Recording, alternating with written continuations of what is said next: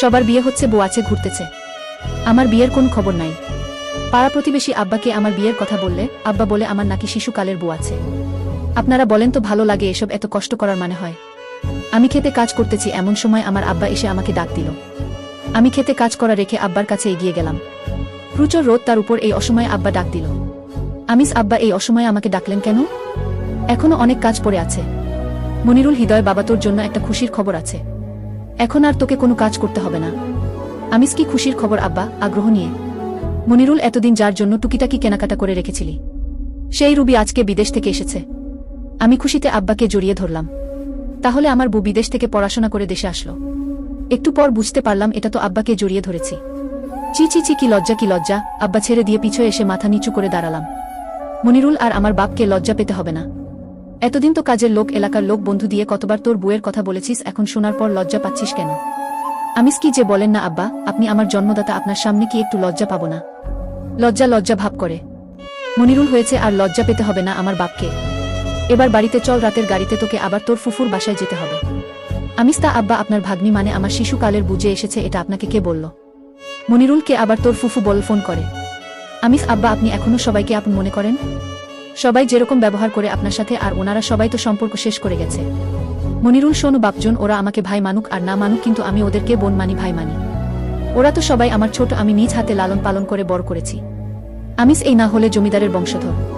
মনিরুল, একাই আমি জমিদারের বংশধর নাকি আমার বাপটাও তো জমিদারের বংশধর? নে, বাড়ি এসেছি, এবার গিয়ে গোসল করে আয়। আমি ছকিনা বুবুকে খাবার দিতে বলি। এতক্ষণ আব্বার সাথে কথা বলতে বলতে বাড়িতে আসলাম।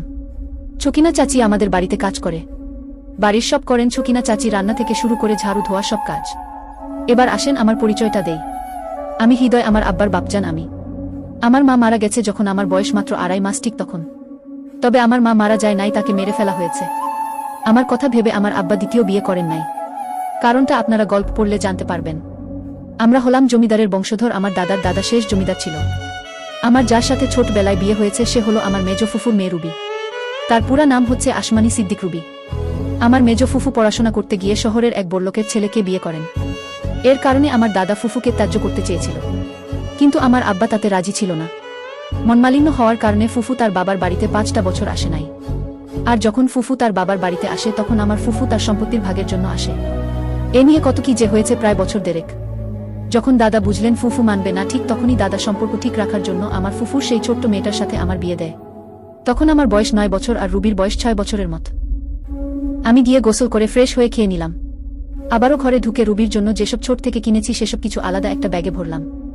আসলে যখন থেকে বুঝতে শিখেছি আর জেনেছি রুবির সাথে আমার বিয়ে হয়েছে, তখন থেকেই রুবিকে নিয়ে স্বপ্ন দেখা শুরু। আর তখন থেকেই আমি কোথাও গেলে মেয়েদের জিনিস যেমন নাকফুল, কানের দুল, নুপুর, গলার মালা, চেইন, চুড়ি, কাজল, নাকের নথ ইত্যাদি কিনে কিনে রাখতাম আমি।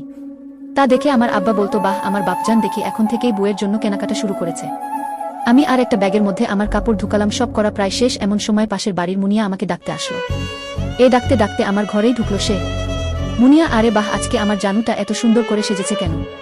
আমিস, জমিদারের বংশধর আমি তো সাজতেই পারি, তাই না? তা এই অসময়ে বাড়িতে আসলি কেন? মুনিয়াক, সারাটা দিন আমার জানুকে দেখি নাই আমি। এই জানু, চলো না দুজনে বিয়েটা সেরে ফেলি। আমিস, দেখ মুনিয়া, এসব কথা কিন্তু শুনতে ভালো লাগে না আমার। মুনিয়াত, কিন্তু আমার তো বলতে ভালো লাগে। সেই ছোটবেলা থেকে একসাথে বড় হয়েছি, খেলেছি, ঘুরেছি। তোকে পছন্দ করি কতবার বলেছি।